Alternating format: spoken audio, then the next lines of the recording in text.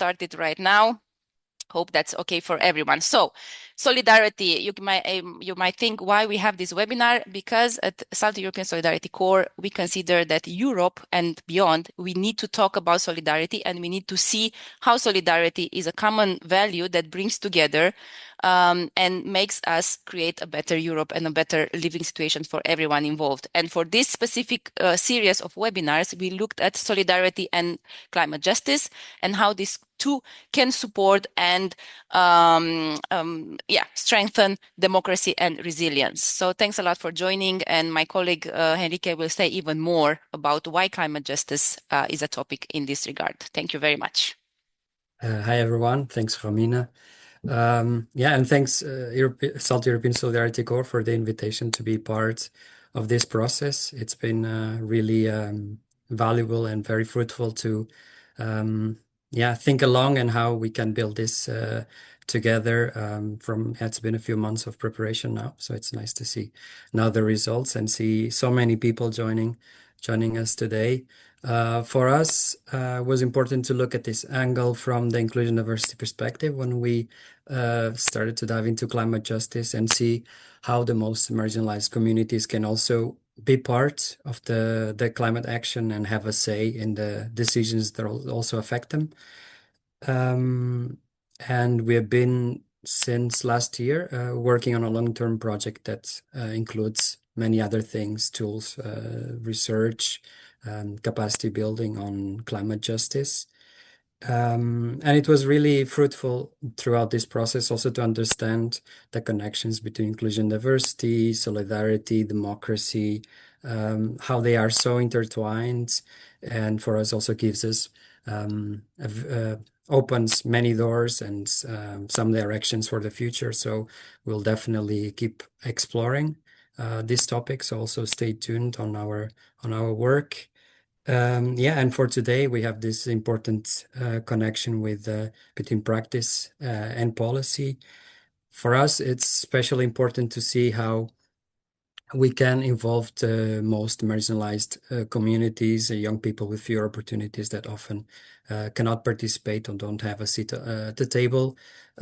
So today we will see how or what kind of policies and frameworks we have out there that we can connect to our work and can use also as environmental defenders and youth workers and activists to also give more support and argumentation also for our work.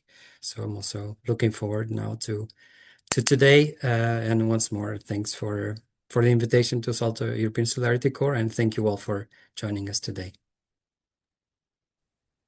Thank you, Romina and Henrique. And for today, we will have three wonderful speakers who will be speaking to us about kind of coming from the policy side, or maybe even the link between policy and practice. This topic is generally the theme for today, like how do we make change? What is it? What can we do? Now we've learned about climate justice, we've learned who it affects. We've learned about the injustice in climate justice if you were here for the first webinar. And now we'd like to talk more about how to change something. And these three speakers will give us that perspective from their different institutions or environments. How we will do it is that each speaker will have about 15 minutes to make a presentation. And then at the end, we will have time to have a little discussion with questions from you guys.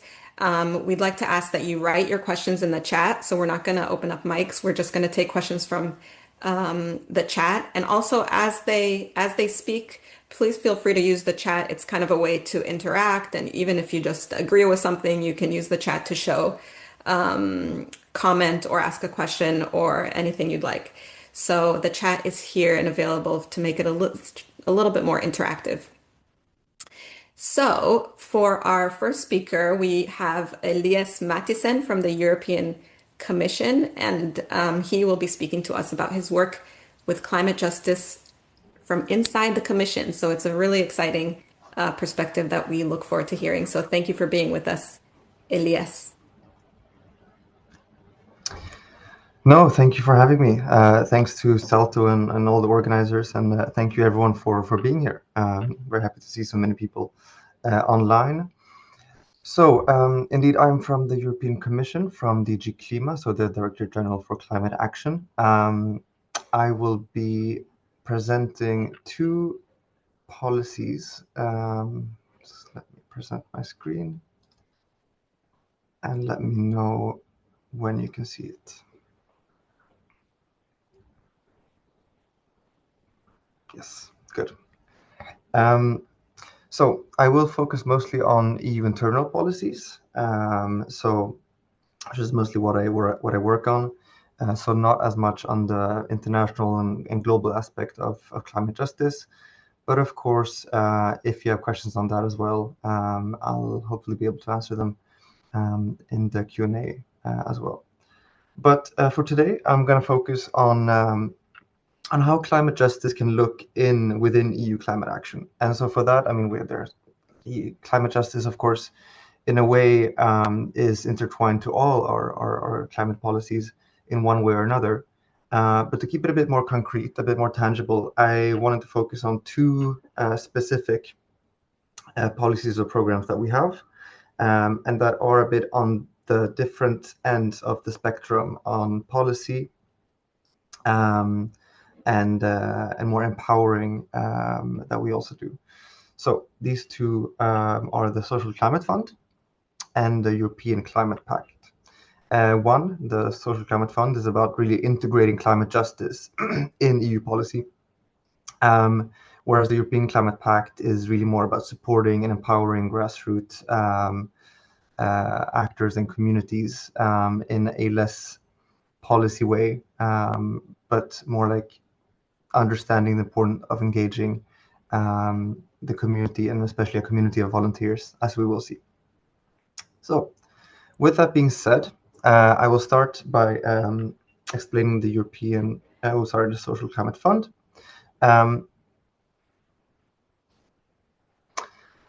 But to understand the Social Climate Fund, I need to give a very brief, or try to be brief at least, overview of European EU emission trading systems. So quite complex, but in a few words, emission trading systems are systems where the total emissions from certain sectors are simply capped. So we know how much those sectors are allowed to emit, and that cap is reduced every year. So through the system, we can guarantee that the emissions from these sectors are reduced, and the companies that emit in these sectors. So you can think, for example, for the EU ETS, it's big industry, manufacturing, heat generation. So they can buy allowances to emit certain amounts of CO2, and these allowances are auctioned out. And then there are also a certain amount of free allowances that they get. But the important thing to understand here is that through the emission trading systems, it's the polluters that pay for their pollution. So if they want to emit, which of course, I mean, industries still emit greenhouse gases, that's pretty unavoidable, they have to pay for it. So they are causing the effects of climate change that are affecting everyone, but not least vulnerable communities and vulnerable people the most. So how can we incorporate the concept of climate justice here? Well, through the new Social Climate Fund. So, of course, we have the target of becoming climate neutral by 2050. And for this, the emission trading system will help us reduce emissions. As I've explained, there's a cap that gets reduced every year. Okay, that's good. But how can we ensure that this system also helps the most vulnerable groups through this transition that we know will not be easy for everyone, will affect some people more than others, and not everyone has the same means depending on their socioeconomic situation, depending on where they live, depending on a lot of different factors. That's why we have the Social Climate Fund. So what is the Social Climate Fund? Well, basically, in short, it's a mechanism to distribute or redistribute these revenues from ETS. ETS2, actually, there are two emission trading systems. And ETS2 is a system where the building and the road transport sectors, so the big emitters there, the companies that sell the fuels that are used for road transport, that are used for heating buildings, they have to pay for the emissions that they cause. With the revenues from those companies, the polluters, the Social Climate Fund then helps vulnerable households. It helps vulnerable transport users and micro enterprises. So people that see their energy bills go up, people that already have trouble getting to work, getting their kids to school because of high transport costs, because maybe that there's not any good available public transport where they live. Well, the Social Climate Fund is meant to help them, basically. So it is there to protect vulnerable households from raising energy and transport costs, as I said. How can it do that? Well, I mean, one way, of course, is to support energy efficient renovations. This is something that, like, a lot of individuals, a lot of households might not be able to cover those costs themselves. It's very expensive, but we also know that long term, it both reduces the emissions from buildings, but it also can help lower people's energy bills. So that's one way that the Social Climate Fund can help. It also supports sustainable mobility solutions, so everything from electric vehicles, helping people purchase more cleaner vehicles, financing for public transport systems, so buses, trains, or anything from really even more bike lanes, things like that in the EU. And also because sometimes all of these solutions are great, but we know that a lot of vulnerable people need this help, need this assistance now, especially with the recent cost of living crisis that we've seen. The Climate Fund can also provide financial assistance directly to households and to member states to support the most vulnerable. Yes, I think this is a bit repeating what I've said, but no, exactly. So the last way that we can also support these households are through direct income support. Although this is not something that the fund intends to be used for in the long term. This is rather for immediate help for these vulnerable households.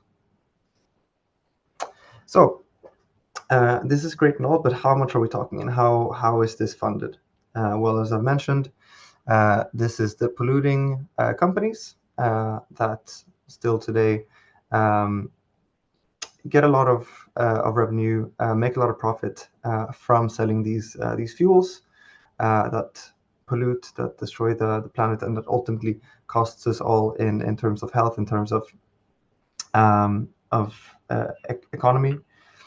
And so through them, the ETS will generate revenues of around 50 billion. It doesn't say here, but it's around 50-60 billion euros.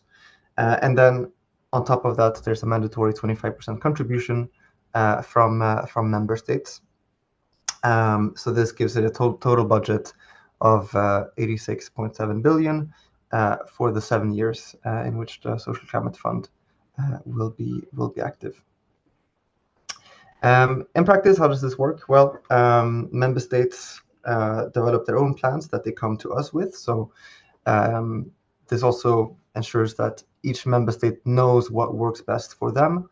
So if a country has a lot of issues with emissions from their transport sector, well, then they submit a plan to us that helps vulnerable transport users.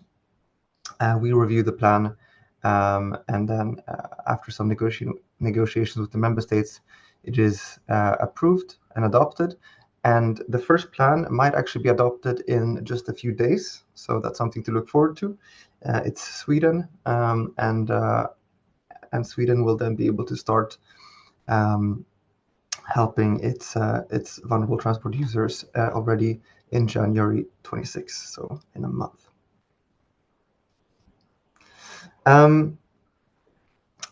I think this is a bit of what I've already said. Oh. Sorry. Oh, no. Apologies for this. My presentation stuck. There.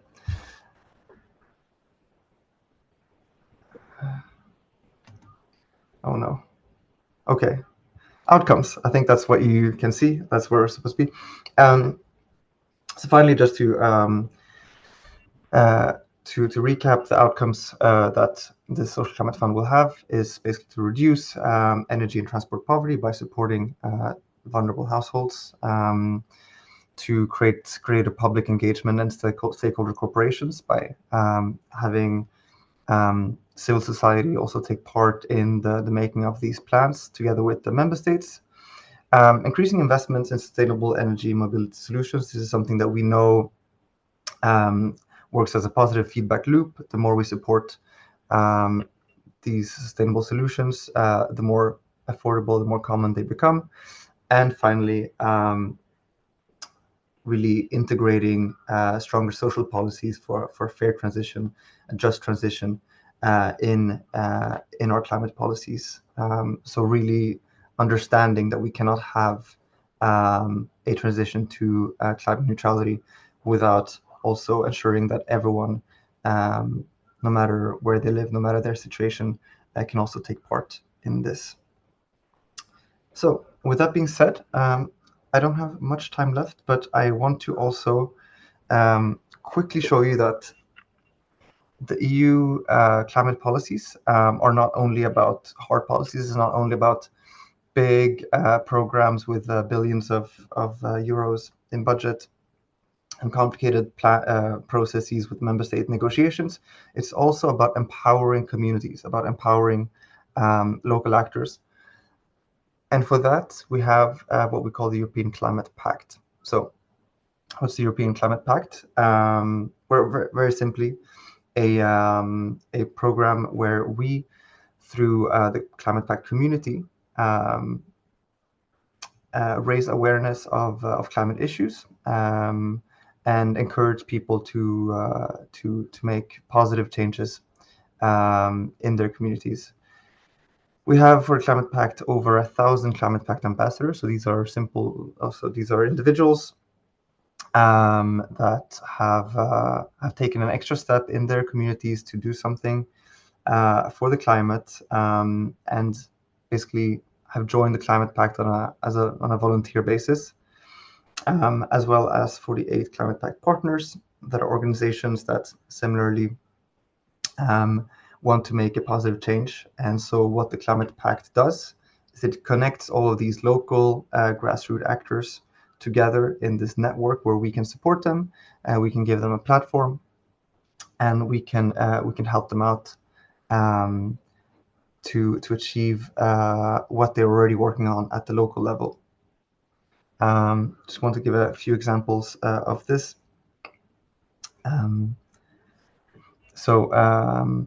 These pact activities can be anything from workshops, seminars, debates, social media campaigns.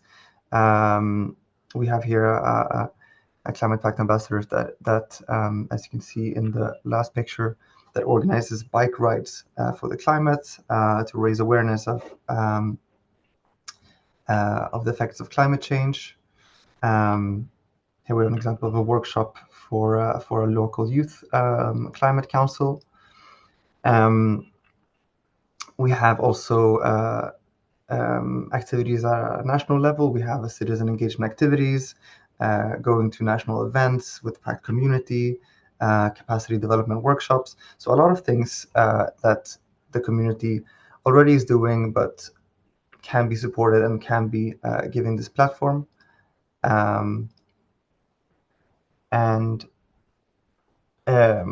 also for us, I mean, also this is what the European project is all about taking people from different member states, from different countries with different backgrounds, and taking all their positive energy and joining it together. That's also why we every year gather them for an annual event here in Brussels to really share best practices, to see how best they can engage and empower their communities. We have online community events, and we have a Climate Action Academy now, where we share resources with the community. And also this is open to everyone outside the community as well. So anyone that is already engaged in climate action, as I imagine that a lot of you are, can take part of this. Can take part in this, and see how you can elevate your climate action to the next level. If you're interested in finding out more, we have an interactive map that shows you a bit more in practice what this looks like, what Climate Pact community is up to. And I think you should be able to find that through the QR code. So this was to show a bit in a very short time, and I'm sorry if it was a bit rushed, but this was to show a bit two aspects of what we do at the European Commission, from the very hard policies supporting member states with policies that help the most vulnerable through the clean transition, to supporting individuals and organizations and civil society through the European Climate Pact. So if you have any questions on that, because I know that there are a lot of things that I had to skip in this very short time, I'm happy to take them after all three presentations, and maybe my co-presenters also will have some comments on or criticisms, who knows, on this. Thank you, Elias. Yes. Great. Yes, very interesting. Thank you for that. And you already have some comments and questions in the chat, but we will get back to them, like you said, after the three. That way we can kind of broaden the discussion and include the other two speakers as well. So for our next speaker, I would like to welcome Pega Mulana, who is the former Secretary General for Youth and Environment Europe and is now a trainer and facilitator and very passionate about climate justice, and will talk to us about her work in getting some change going on the policy side with climate justice. So welcome, Pega. Thank you so much. It's very difficult to follow after Elias, but I will try. Hello, everyone. My name is Pega Molana, and I have to say, it's been since 2017 I've been working on climate-related work with young people. So hopefully, what I will show to you, you will find some resonation to it, regardless of whichever walk of life you come through. But before I start, I have 15 minutes. I'm going to put my timer, and just because I don't want to bore you. And I will share my screen to you so we can start from there. Let me present, and we go. If it does stop, please let me know. I will be able to resolve it. So today I really just wanted to take a little bit of your time in explaining the role that young people and youth leadership can have in shaping climate justice related policies. And I will give you at the end of my presentation 2 case studies where you can also later in your own free time can dig in a little bit more yourself. But first, I wanted to actually tell you a little bit, really summarizing for the purpose of the time, why climate justice actually interlinks with democracy as the first, let's say, bone of our discussion. First is that actually what we are experiencing right now is that democracy is under pressure. And what we have seen also is that climate justice has become a test on how democracy can sustain itself, but also how it has fragilities as well. But also, what climate justice has shown us is that actually it's bringing resilience among many of our communities. And I will dig that further with you in a moment. But when we say democracy is under pressure, I'm sure one of these statements actually you can resonate with is that what we are sensing recently is that there has been a sense of democratic backsliding. You can name it, shrinking of civic space, with the fact that in some countries, what we are seeing is that many of the youth-led organizations or organizations even working on environment are facing closure, or they are being labeled as illegal in many jurisdictions. And this is showing that we are really facing a little bit, if not quite a lot, of pressure by the system of democracy that is upholding. And why we are talking about democracy under pressure is because climate policy has started to show that it's political. You cannot talk about, combating global warming without talking about how our current system of politics is either exacerbating or resolving those problems. So this is why it's really, really important that we make this two connection already at this stage. But actually, climate justice has shown that it's testing the limit of democracy. What we have seen is that there is a bit of a uneven distribution of harm and benefit. You heard, Elias, that there are systems that are put in place to support the vulnerable communities, which European Union has already spotted.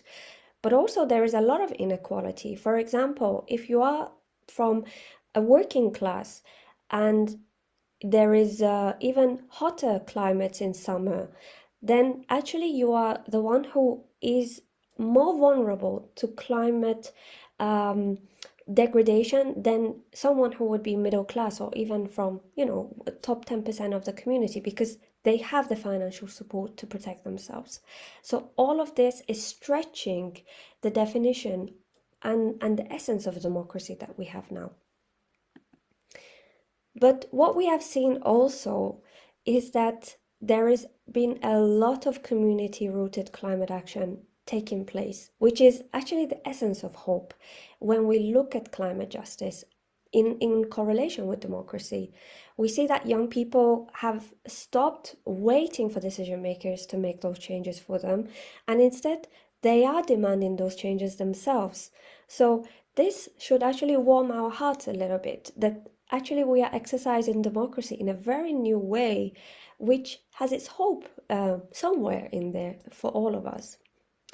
And of course, this is why we say climate justice, is that climate change, let's say, cannot be achieved without addressing current societal issues. For example, minorities, vulnerable communities, the fact that we have youth unemployment. If we don't address any of them, then what is the point of saving the climate? Because actually they are related to each other and they are pull and push each other when we talk about policy making. So all of this means is that climate justice is an essence to democracy. It's not just, oh, it would be very nice if we talk about it. No, it's prerequisite in moving forward in policy making. And of course, if policymaking does not ensure that, then we actually don't have a long-term method in addressing both our societal social justice issues and climate crisis, or let's say environmental degradation, because it also includes pollution and also biodiversity loss. So if we look at the Europe strategic agenda, and maybe I should have wrote European Union's strategic agenda, they have understood this point. They have understood that policymaking is the way forward in addressing climate justice. They have started actually working on embedding these in their regulations. For example, the fact that they have established the 2040 targets, which is one example I will focus on this slide here, is that they've recently, I think it was 2 weeks ago, they adopted new targets that they must hit in order to be on track towards climate neutrality. They've understood that actually, if we do not have it in the architecture of our policy, then we will not achieve justice and essentially climate justice. Council of Europe has also done the same. For those who are not familiar with Council of Europe, it runs on 3 embedded policies. One is human rights, democracy is second, and rule of law is third. You know, for a long time, Council of Europe didn't know what would be its entry point to policymaking on climate justice. And within the past 3 years, they found a way. They started making soft law on the area of climate justice, especially how it relates to environmental defenders or even journalists or young people. And they've created soft regulations because that is sadly the most that the Council of Europe can do. And now what they have done is that they have made this with the member states. And what is the significance of this kind of policy? The European Court of Human Rights. The European Court of Human Rights has binding decision-making powers on human-related issues. And with the policies related to climate justice made by the institution, they consider that as the motive of the member states. And therefore, they will consider them when they make decisions on environmental-related cases. And this has actually happened. If you look at the latest cases, you will be impressed. So this is also another method of policy making that you can see. But where does youth fit in all of this? Actually, young people have been at the forefront of pushing for these motions. If you look at the fact that young people have been the public change of narration around this topic. If you remember 2019, where there was this young people global strike, they have been the, let's say, change in the public perception on why we should have climate-related policies around not only Europe, but across the globe. So actually, thanks to young people, this has had a much closer lens on this topic. And actually, what young people have been facing recently is that there has been a huge mislabeling on their efforts. For example, if you look at the attack that the right-wing party members across not only Europe, but across the world are having, they are labeling young people working on climate justice as ungrateful youth or disobedient youth. And I actually pulled them from some speeches that some of them made. So what this is creating is that actually we are seeing democratic and climate backsliding because they are creating different narratives around the efforts that are being made and why policymaking on climate justice is important. Since I don't have much time, I actually wanted to give you a case study of where young people actually pushed for policy related change on climate justice. This is a recommendation where I was actually a rapporteur of, so I was drafting it from the first bullet point all the way till final negotiation text. And this recommendation is the first of its kind in the Council of Europe where they put the two together, young people and climate action together. And they actually noted about 6 policy recommendations to the 47 member states where within the 5 years they will have to implement. The reason why it's actually so important is because it was co-decided by young people and representatives of governments, so they all had an equal say on what should be in the text. And what is really important is that it has given the Council of Europe a 5-year roadmap towards what should be done with respect to young people. For example, there is a section that says that young people, they are not being taught about green skills. And this is really important, and that the education system has to be changed in order to cater and facilitate for that. So this is really important. And again, what is really important is that since we have this recommendation, young people and youth organizations can work with the Youth Department of Council of Europe to educate other young people about this topic, but also to receive funding from European Youth Foundation to be able to hold trainings and seminars around this topic. So again, a little, let's say, soft law, non-binding recommendation actually has a lot of positive repercussions for members of the communities that is set to support. I had, I already wrote that or mentioned that already. I had another one actually, but let me check how much time I have. I have about 2 minutes, so I can go through that. Another case study, which is really important for me at least, is not many efforts needs to turn into paper policies for it to be, let's say, considered useful. A lot of times, actually, it's about the process of involving young people into policy making related to climate that is important. And actually, Elias is one person who last year, he also helped to facilitate that last year. So I think it's really worth saying that all efforts are important. What really is important about this case study is that during, I don't know how much you know about UNFCCC, it's the United Nations Framework Convention on Climate Change, and actually you must have heard about this huge fire that happened at COP30 in Brazil. It was everywhere in news. So my case study is about one of those, and it's about actually COP30. Why it was important for young people to be involved in the policy making of there is that actually during COP30, about 300 young people from 40 youth organizations presented their demands to the presidency of Brazil. And that was a significant moment because actually it's not happened before. I think the only time it happened was in Sharm el-Sheikh during COP27, but it wasn't really seeing the president. And what really makes this policy important is that actually young people from across the globe gathered together and they created a joint demand on what they want the, let's say, COP30 outcomes to look like.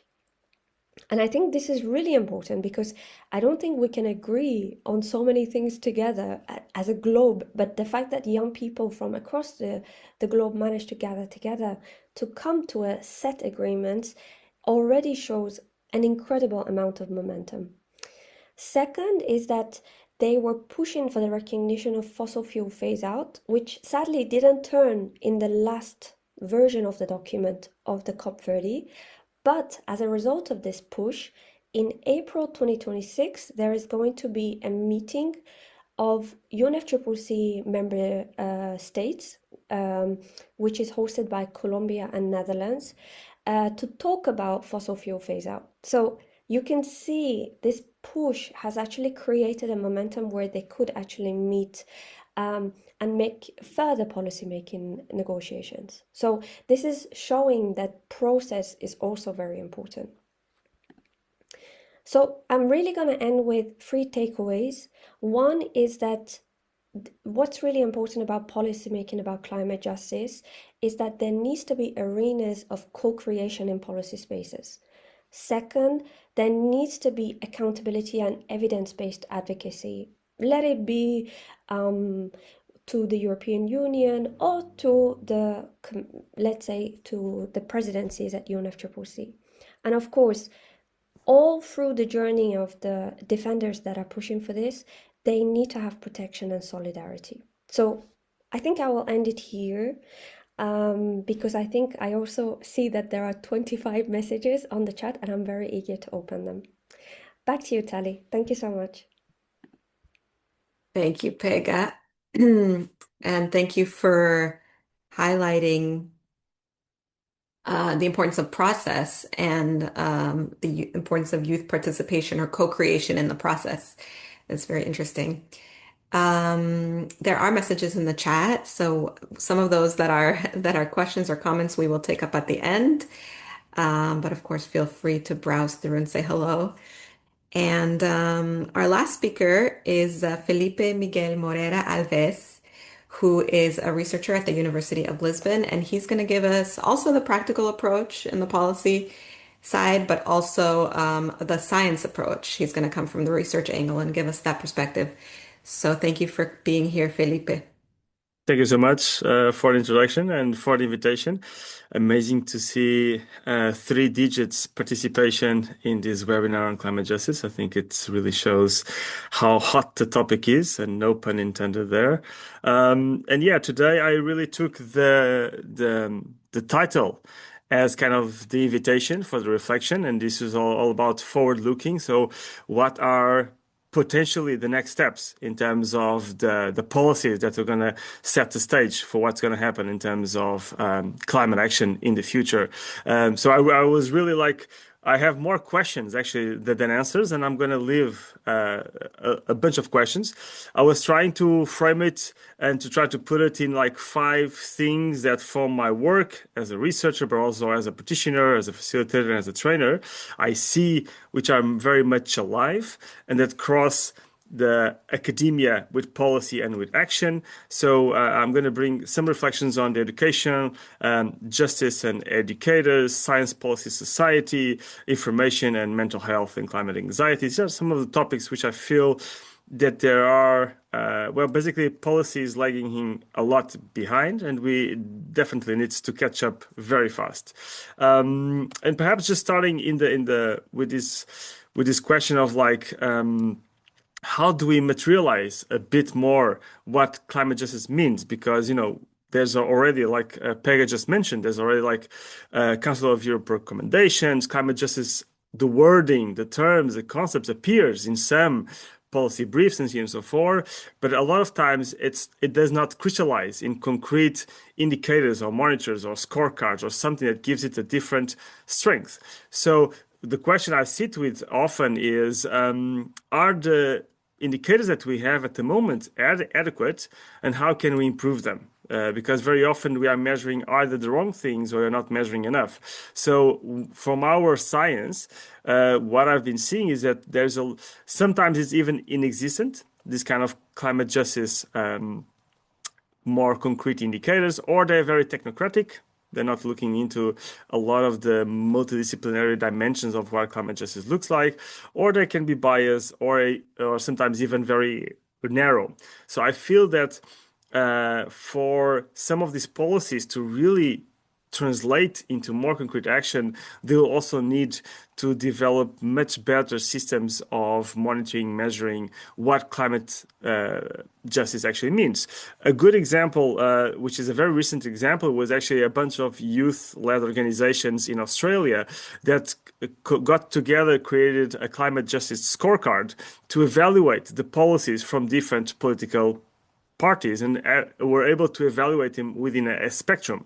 And I think that such initiatives, and particularly when they're youth-led, I feel that they can bring a lot of fresh ideas and fresh perspectives into how exactly are we going to be implementing some of these climate justice policies. And I think the overall idea is that the indicators are very useful, but very often they can be very narrow to capture the whole complex reality of climate justice. And I think one of the policy developments for the future is going to be definitely the move towards richer, multi-dimensional, localized, contextualized data that needs to reflect on the whole spectrum of what climate justice means. And one idea that I can leave here, maybe for the future, because again, this is forward to looking, is why not to develop and pilot a youth climate justice scorecard that could really combine a different compact set of justice sensitive indicators, which ideally would be co-designed and governed with youth and could be piloted in different places, namely at the municipal level, etc. So that could be an idea for the future in terms of forward looking. And again, I think we can use a lot of existing methodological work. There's quite a few scorecards and even youth scorecards that could be adopted or can be adapted to include climate justice. So perhaps this could be something which I feel that could help us to take further steps in terms of translating policy into concrete climate action, in terms of data and indicators. In terms of education and knowledge transfer, because also Peggy just mentioned about the role of education. And yeah, there's a lot to do.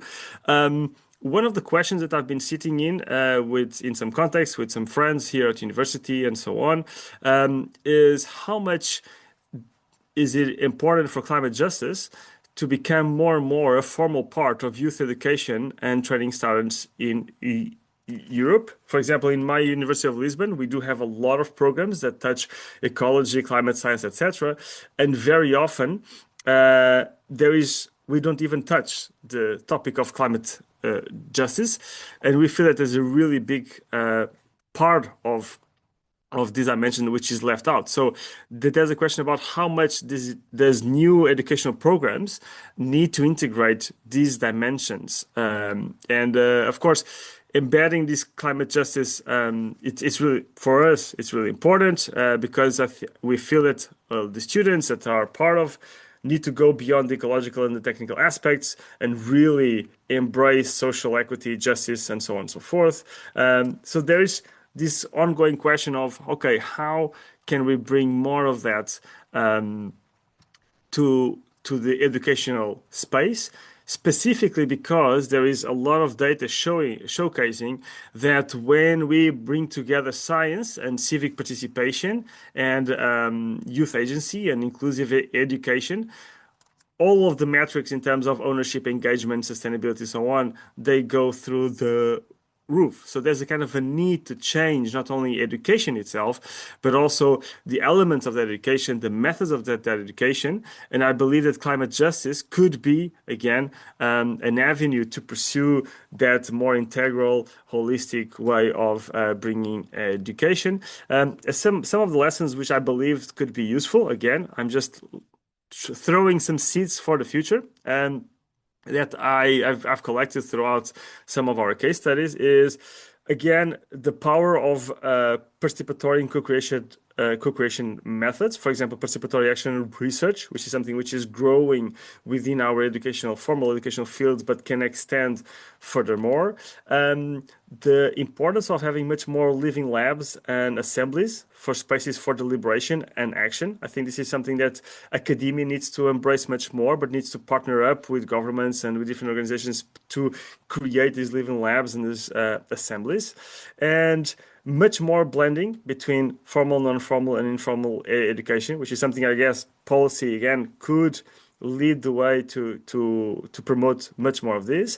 And again, we are now, from a climate science perspective, we are using much more arts and storytelling and other tools to be able to communicate these topics and to be able to engage with people. And I underscore that, like, storytelling has become a huge part of what we do, and I'll come back to that.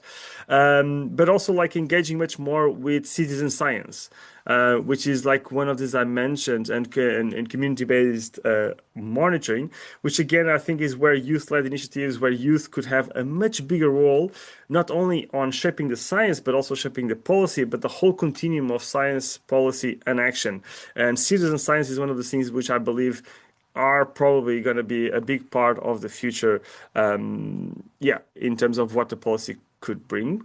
In terms of information and legitimacy, again, I think we all are very much in line with this, that there is at the moment a wave of misinformation, disinformation, and malinformation, specifically when it comes to these topics of climate and climate justice and so on and so forth, and particularly affecting young people. I was yesterday giving a class for 60 people. We were giving this, we were talking about these topics, and I asked, where do you get your sources of information? And basically, the Instagram, everybody in the air. TikTok, everybody in hands in the air. Okay, independent media, nobody. Peer-reviewed literature, nobody.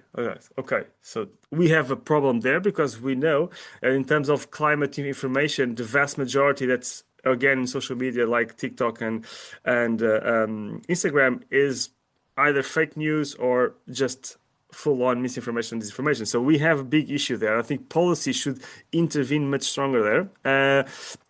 So in terms of fighting climate denial, climate delay, greenwashing, all the ball of conspiracy theories, which again do not help in any way climate action, climate justice, and so on and so forth, I feel that policy should have take a much stronger role in that. Actually, we just had a few weeks ago a meeting in Strasbourg together with the Council of Europe and the European Youth Information. Peggy is smiling so much because she's there in the middle. We were there together, and we were actually discussing exactly this. Exactly how can we use what we already have in terms of policies, but how can we translate it to make it useful, impactful, and so on and so forth. But also, how can we fight misinformation? And I believe that policy, in looking forward, needs to have a much more active role in fighting misinformation and disinformation. So some ideas that I launched here is, of course, using youth as a trusted messengers for science. And there's like a few programs that are doing that. And I think we could reinforce and fund more of those. Much more youth science fact-checking networks. They already exist, some of them. I think that we should, again, fund much more of that.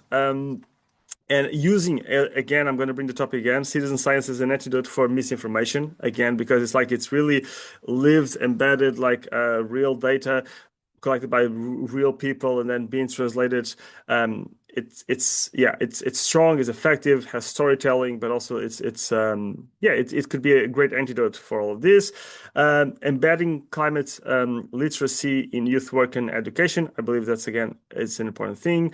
And also co-creating counter narratives, which are not only intellectually relevant, but also emotionally strong. I think that could be something very important to fight, let's say, this climate misinformation, disinformation. And I do believe that policy plays a very important role here. Also embedding youth in science policy communication, which again is another topic. And just to leave you a few ideas, which I believe that policy is going to get there. Potentially treat climate misinformation as a systemic risk. And this is, of course, under the Digital Service Act. I believe that climate disinformation could be treated as a systemic risk, and with all the policy implications that comes with that. Perhaps there could be an European climate disinformation observatory. Why not? I'm just putting there the idea, particularly on these topics of climate and climate justice. I believe that perhaps there could be a much more citizen to science communication infrastructure that could be financed, perhaps, let's say, through the Social Climate Fund. Who knows? Elias might be able to, channel some money to some of these things. And of course, support much more community and youth-driven pre-bunking and debunking of all of these climate myths and conspiracy theories, etc., that need that debunking and that pre-bunking. So this is some of the ideas to fight information and legitimacy. Ooh, my time is running. I have two more. We are going to do it.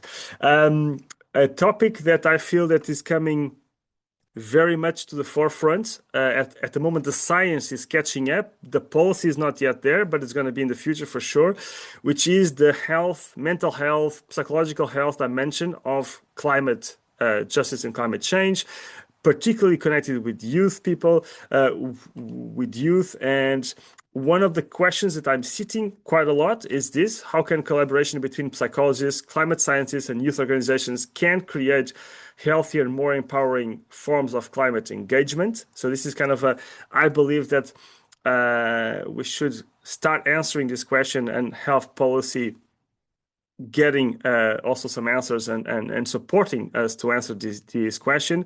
But also how can the youth workers integrate evidence-based approach into their own programs? And for example, we've been working a lot with the climate wheel of emotions.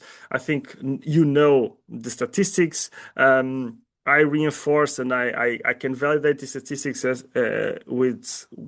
when I teach, when I engage with young people, and the evidence is clear. The question is, how can we approach a solution? But I believe that the policy needs really to embrace integrated responses from a public health, public systems perspective. Mental health support within the climate justice needs to be fully integrated. So yeah, there's a lot of topics here, and I feel that the policy needs to catch up very quickly. I think I have 2 minutes. I'm just going to be finished, Tally, no worries. And I think the final topic is this science policy society. As a climate scientist, I have been to many COPs and many of these. I personally feel less and less trust in these kind of very big political processes because I show these maps all the time. You know, the triple planetary crisis does not care about our big COP meetings or whatever because the trend is going. And I love that you brought COP, Pega, because I was actually at the Ethical Assembly on Climate Justice, which was 3 days ago in Lisbon. A lot of people there from COP. And again, a lot of young people, like feeling very angry about what happened in COP, about how the science is hyper clear on all of these topics, and yet countries cannot agree to put their fossil fuels roadmap, get out of them on the text. Like it's crazy. So in a way, I feel that there's a lot of mistrust even in policy nowadays because of this type of thing. So I think that the policy needs to catch up, needs to be much more ambition, and needs to listen to young people in a radically different way. And perhaps just to finish, I feel that co-produced research from day one is one of the things that can help to bridge this science policy thing. But also pairing citizen science with policy readiness from the beginning. It's like making that link between what the science is and the policy and the action much shorter, much faster is, I think, part of the future. And also like these kind of policy windows into the collaboration plans are really important. Yeah, I don't have any time, but just to finish, last slide, like final takeaways. I feel that the policy is going to evolve into translating climate sciences into actionable narratives. Namely, I think we need to make the science more emotionally and politically compelling, particularly for young people. So this needs translation, needs storytelling, needs a number of things. I believe that the institutionalization of youth as co-authors of climate policy needs to happen, and ideally not with the youth washing, which is something that we've been also speaking. So youth washing should be not there, and much more youth academy, local government action triangles, and ideally professionalize youth climate action. I think that should be really important to finance, and to reframe climate action as a social justice and intergenerational issue. And finally, just to connect this mental health support to climate action.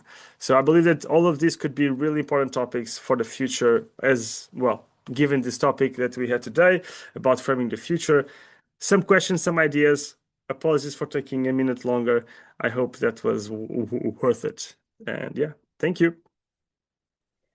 Thank you, Felipe. It was worth it. You did a lot there. You gave us so many, an in-depth look into some of the challenges and also solutions. And youth washing. Wow, I've never heard that term. So that is a really interesting, every solution brings up a challenge, right? So I'd like to get all of the speakers up on the panel here so we can open up for some questions, which have been coming in through the chat. And what I want to do is just, I've been collecting the questions and I'll try to kind of bunch them up so we can get through as many as we can. Maybe we won't have time for all of them. But if you do have a question now that you've heard all three speak, you can also post it in the chat. I'll start with this one that came in earlier when Elias was speaking, that was from Montenegro, and it was about how we can make this relevant in the minds of our children on the periphery of Europe. And then another question a little later came about public awareness. So I kind of want to bunch those two questions up, like what can be done to raise public awareness? How do you make people maybe not even aware, but also care about these topics? This specifically was about the periphery of Europe, Western Balkans, but also maybe more generally, if you have any thoughts on that. Yes, I can start there. Well, two aspects to that. Maybe I start with the one that I know the least about, which is our work with third countries, so Western Balkans, for example. I know that we have a lot of partnerships with countries outside of the EU, especially with countries that are, for example, in the process of joining the EU at different stages of that process. And then we do integrate also our work with civil society there, but also with countries where we have a lot of development cooperation. That being said, full disclosure, I actually don't know exactly what we do. It's a bit outside of the remit of my work. But what I will say, and that ties very well together with Philip's presentation, which I really liked. Well, I really enjoyed both presentations, so thank you very much for that. But here, and I mean, that's what a lot of my work with youth engagement is about, is understanding the huge potential of youth. I mean, this is true everywhere, but maybe especially in countries outside of Europe where youth population makes up for such a huge share of the population, but might still be just as or even more sort of sidelined in the decision-making process. So there, I mean, like if we want to sort of grow this awareness, these good practices, we need to start with youth, or at least we cannot ignore youth. Again, I think both my co-panelists have more expertise in that, but I think like aiming at education and incorporating this in education is just so vital. It's something that other departments in the Commission deal with more, but we have a lot of programs that support schools that try to get sustainability more international curricula. But as it's a member state competence, we're a bit limited in what we can do. But from our side, I mean, from DG Klima side, we realize how important it is and how much of a multiplying effect it can have to start at an early age, and to make them sort of feel like they have a buy-in, like they have a say as well, that climate action or climate impact is not something just that happens to young people that they have no say in, but also that they have a say in, that they can also shape their own future.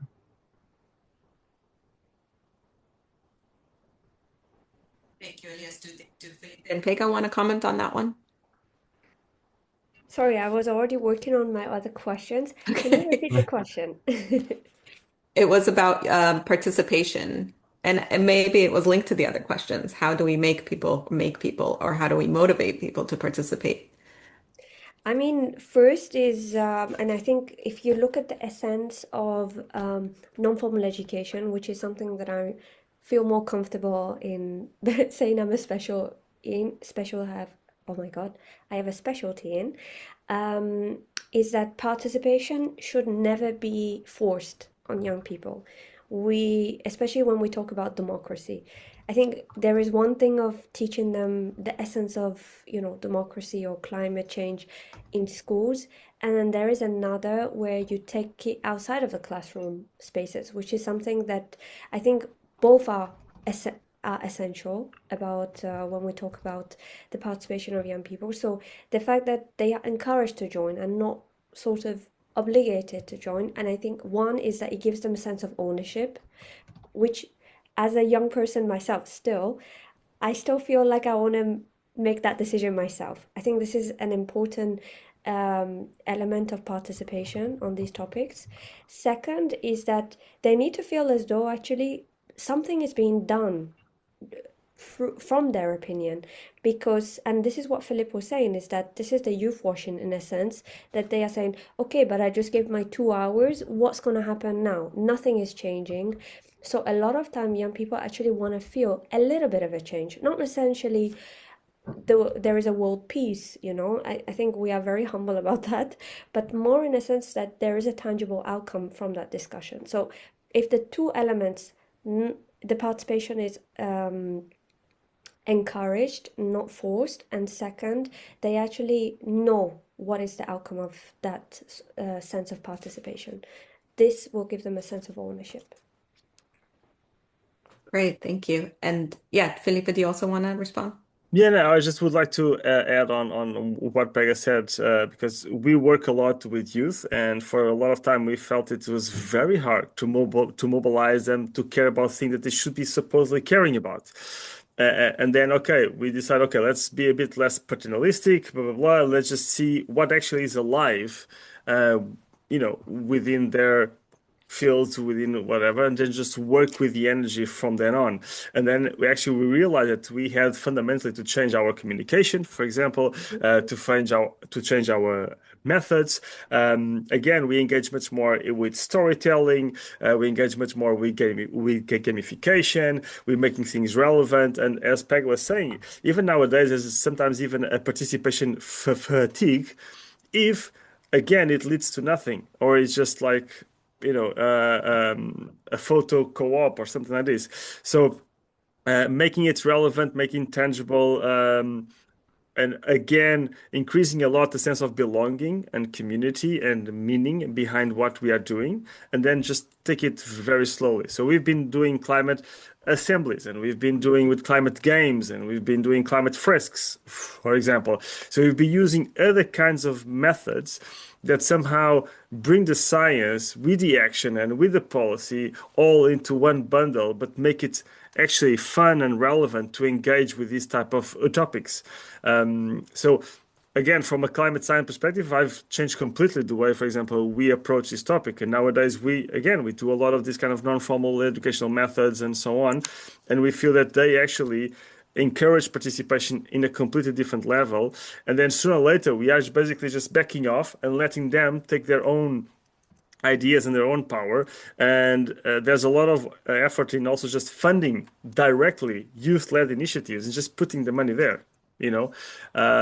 So yeah, it's a big question. There's not a formula, by the way, but there's cool people doing amazing stuff and a lot of good ideas that you can trial and prototype. That's basically what I want to say.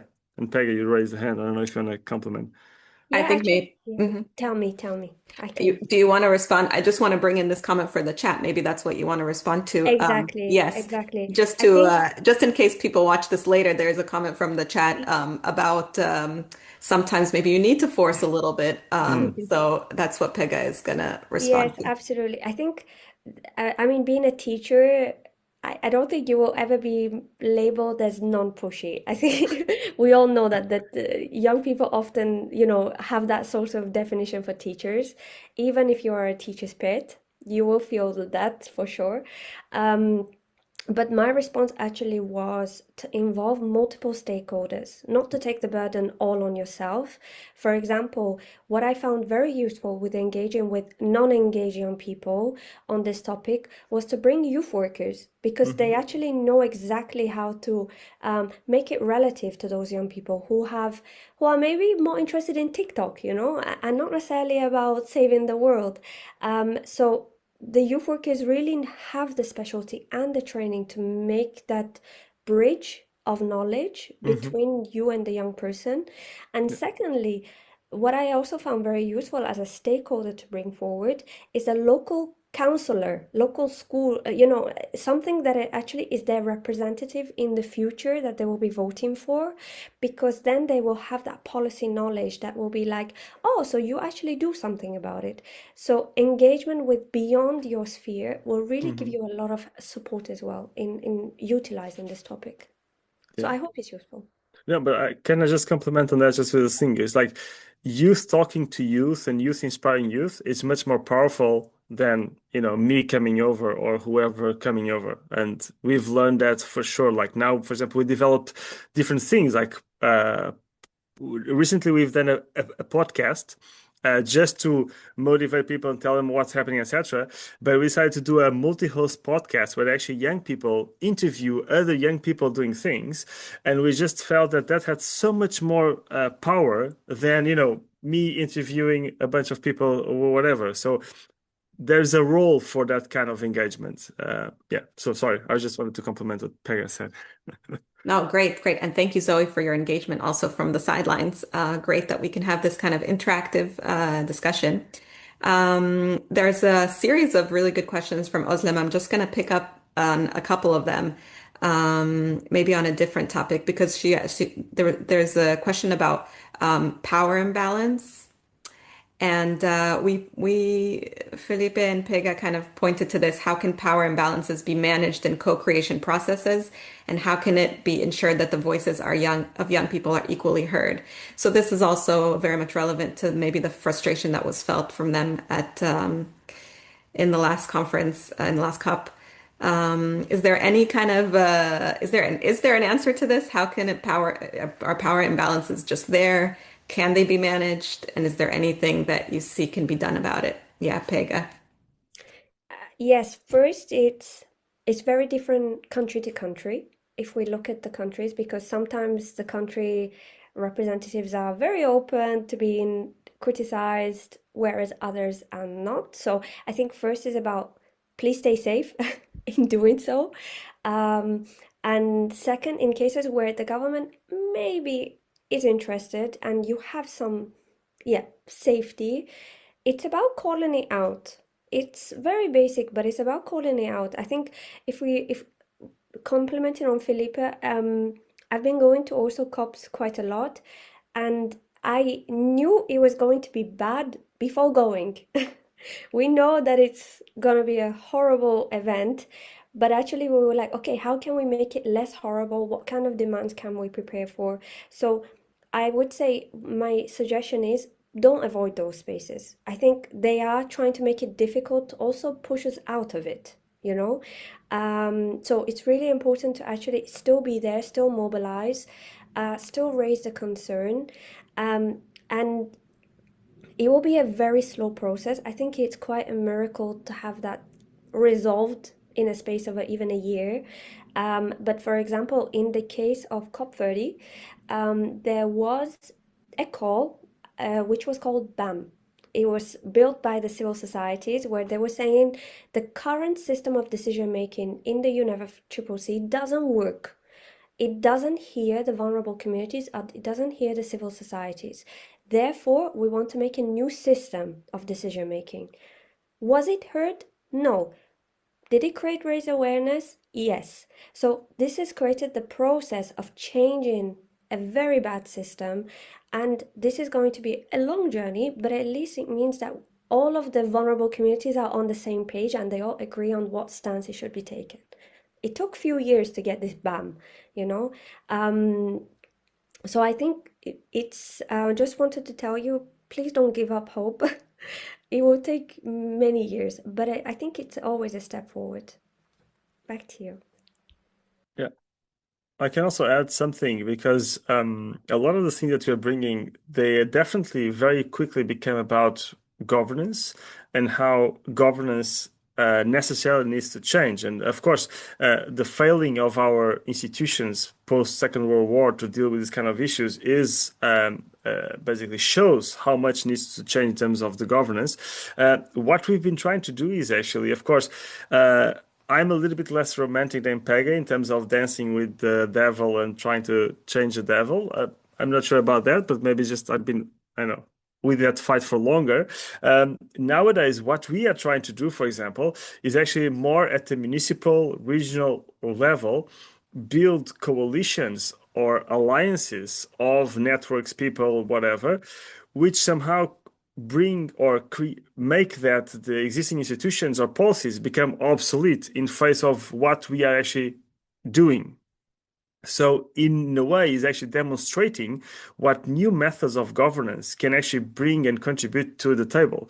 And I can give you an example here in Rábida, for example, south of Lisbon, we were able to create an alliance between municipalities and NGOs to actually go much beyond with what the national ambitions are or even the regional ambitions and create much stronger policies and actions at the local level because it's a scale that we can engage, that we can make easier the political pressure, but also where the power imbalances can become more transparent. We can recognize where they are and we can easier design alternative systems. So it is very hard to go to the global fight and change global institutional governance. That is a hell of a journey.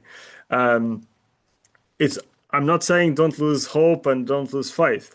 I'm just saying that it's much easier to save places and to save the world. It's much easier to work at the local, regional levels and build alliances where they are than try to change United Nations or COP or whatever. And sometimes starting local, starting with where you are and what you can do, has a ripple effect then at other scales. So for me at the moment it's like this, and you can, for example, you see that the Covenant of Mayors at European level has much more ambition targets and has much more ambition actions than the European Union in itself. So mayors across nation states are actually going much further than the nations themselves, and we are seeing these at multiple networks. So I don't know, maybe that's an easier way to deal with the power imbalances that exist. Yeah, that's very good. A little bit like don't let the power imbalance make you so frustrated that you are always kind of fighting the power. Still keep going, maybe locally or in other ways. Okay, great. So now for a little bit of a different topic about digitization, digital tools. The question is, do digital tools strengthen co-creation compared to face-to-face interactions, or do they bring limitations? And I would add to that also, not just in terms of co-creation, but generally digital tools in this fight for climate justice. What do they add? What do they take away? Anybody take it up?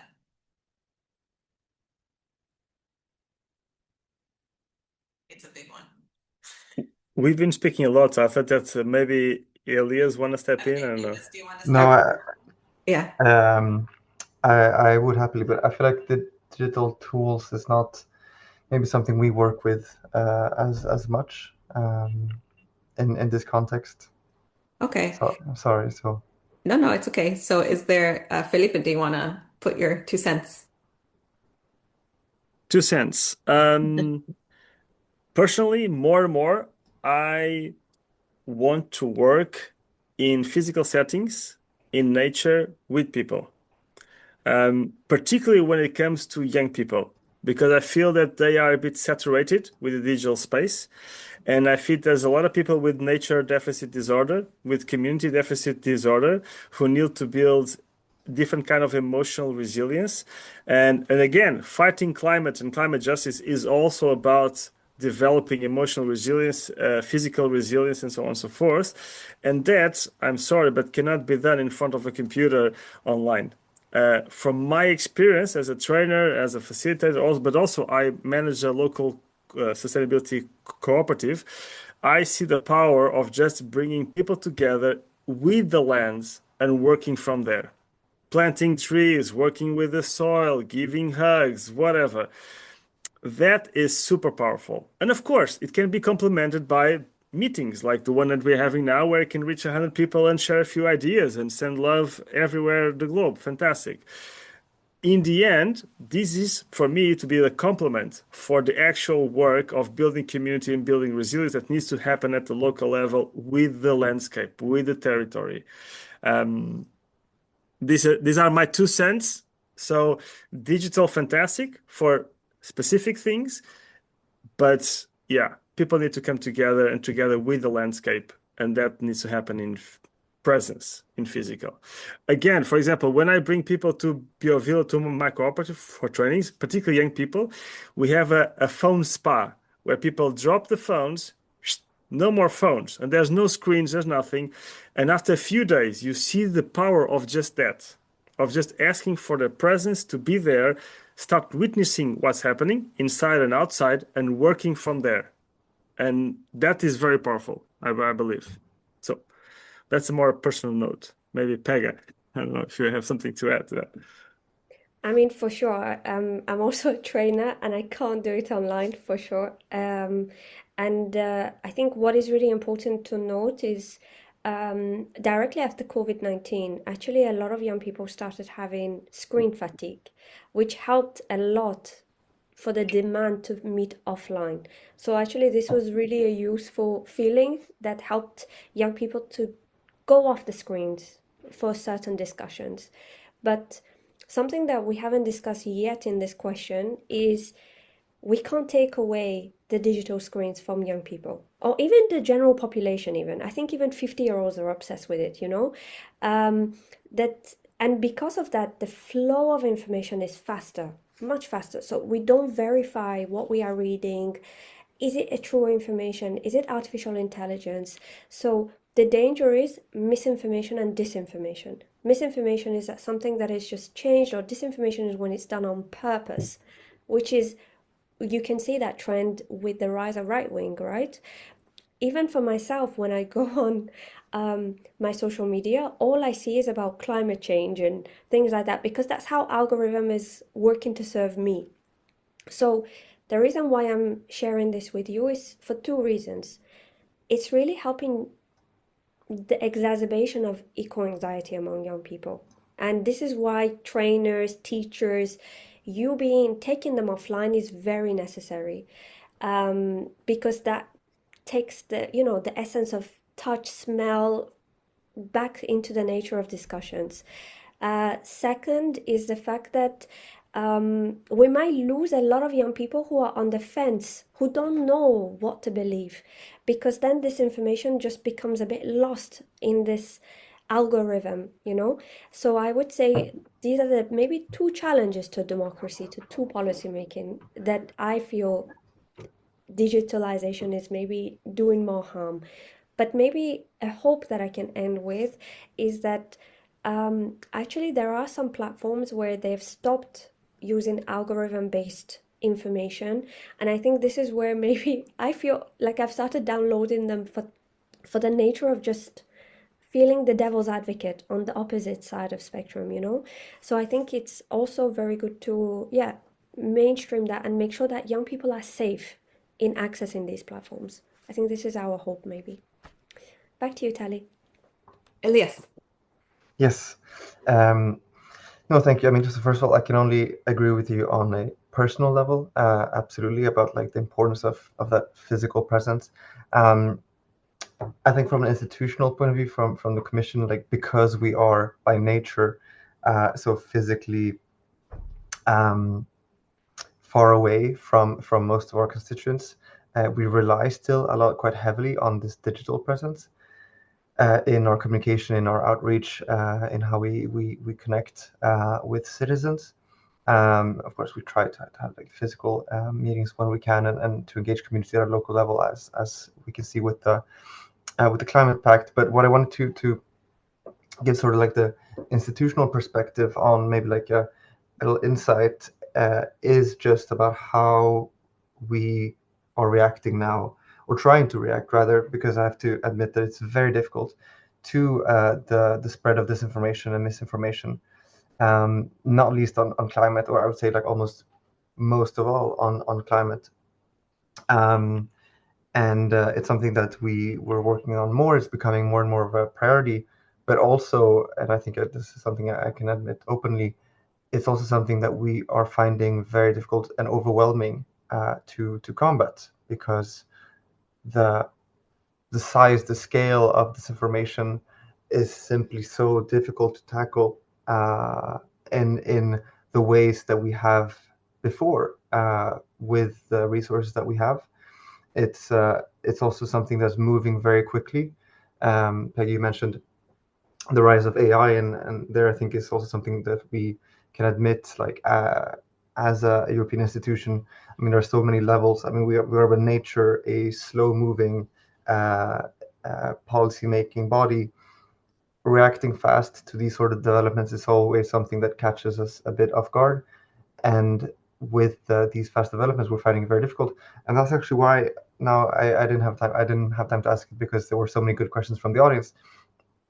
But Felipe, you mentioned I think youth fact-checking networks, and this is something where, I mean, it's something that we're still only exploring it in the early stages, but when we realize that we ourselves just simply don't have the resources, the power to combat all of this misinformation. Of course, we do all we can with pre-bunking, debunking campaigns, but here's something where engaging with communities, with larger sort of communities to help us manage this, can have I think it's really positive effect if done correctly.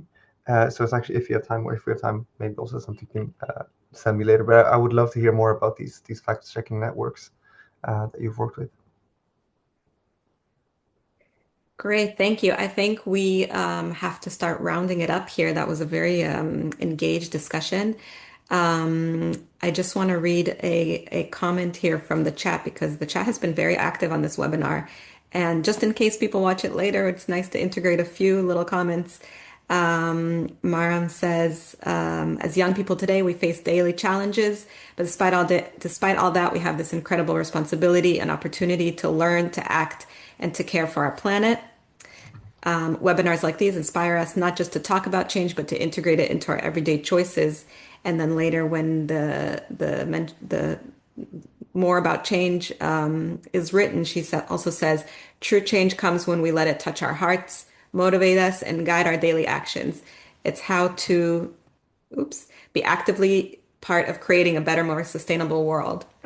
So that's the feeling I get from this webinar, is that we didn't shy away. You didn't shy away from telling us the challenges, which are much bigger than we are. But still, because of this focus on process, maybe the results aren't always reflected right away, but we keep going, each in our own way, each in the way that we can. So actually, I leave this webinar with a feeling of hope, and it is the topic of the webinar, future or forward thinking. So I leave this webinar feeling like, yes, we keep going. We don't always get the results we want, but we keep going. And now to conclude, I give the word to Romina. And while Romina is speaking, you can also see that there's a lot of questions on the chat about the Youth Pass, and Elizabeth will also put a link to an evaluation. So those are just some practical things to make note of. But Romina. Thank you very much, Tali, and thanks everyone. It was an amazing meeting with more than 100 participants, and I think that says a lot about the interest and the need to keep having these conversations and keep providing the space to have more and more discussions about these two important elements. You know, you have climate justice and solidarity. They are core values of our work and our daily activities. Just to let you know, we at the SALTO European Solidarity Corps, we promise, and it's a picky promise, that we will continue to discuss about this and to provide you spaces and opportunities to go deeper into the topic and to get yourself motivated and inspired not to give up. Because I think that's the crucial thing, is that we should not give up, because if we give up, then what to expect from the others? Nevertheless, please, if you have any time on the 20th of December, remember, do a small activity, because the 20th of December is the International Human Solidarity Day, and solidarity is being created by our daily activities. So if you have time, just make a kind gesture on the 20th of December, or a big one if you are representing an institution, in order to celebrate solidarity, because it needs to be celebrated and it needs to be in our memory, in our day-to-day activities. Thanks a lot, everyone. I hope you will still apply to our future events at SALTO European Solidarity Corps. Follow us on our website, on our social medias accounts. Be inspired, and see you soon. And don't forget, have a happy ending of the year and a very motivated new year, because we are already there. Thank you very much, everyone. Have a good evening. Bye. Thank you. Thank you. Take care. Thank you very Bye-bye. much. Thank you. Thank you. Bye bye.